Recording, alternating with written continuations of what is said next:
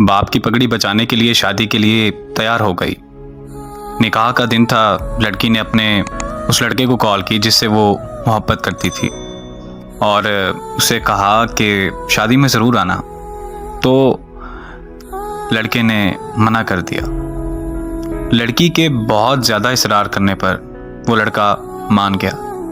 जब निकाह का दिन था और निकाह का वक्त हुआ तो वो लड़का लड़की के सामने खड़ा था। वो लड़का उस लड़की की दी हुई अंगूठी पहन कर आया था जो कभी उस लड़की ने उस लड़के को दी थी। मौलवी साहब ने पहला कबूल है कहने को कहा। लड़की कांपती हुई आवाज में बोली, कबूल है। लड़की ने फौरन लड़के की तरफ देखा और वो गर्दन झुकाए उस लड़की के सामने खड़ा था। मौलवी साहब ने दूसरा कबूल है कहने को कहा तो लड़के ने अंगूठी उतार दी। जब लड़की ने तीसरा कबूल है कहा तो लड़के की आंख से एक आंसू निकलकर उसके रुखसार पर जा गिरा। उस लड़के के हाथ से अंगूठी गिरी और वो चला गया।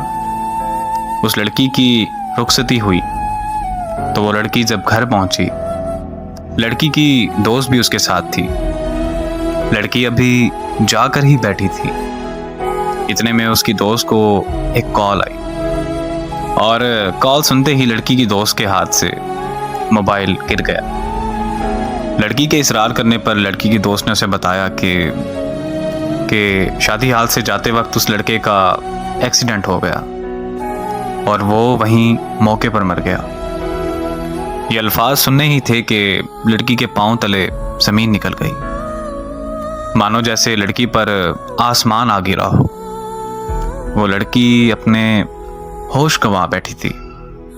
अचानक लड़की को फूट फूट कर रोते हुए याद आया कि उस लड़के ने उस लड़की से कहा था कि अगर तो मैं तुम्हारे निकाह पर आया तो मैं मर जाऊंगा, और लड़की के इसरार करने पर ही वो आया था। लड़की और फूट फूट कर रोने लगी कि मेरे कहने पर वो आया था। आज के बाद इस बोझ के साथ जिंदगी गुजारनी पड़ेगी कि वो लड़का मेरी वजह से मरा, और इस अजियत में जीना है कि वो मेरी वजह से मरा। मर्द मर तो जाता है लेकिन वो अपनी पहली मोहब्बत को कभी नहीं भूलता।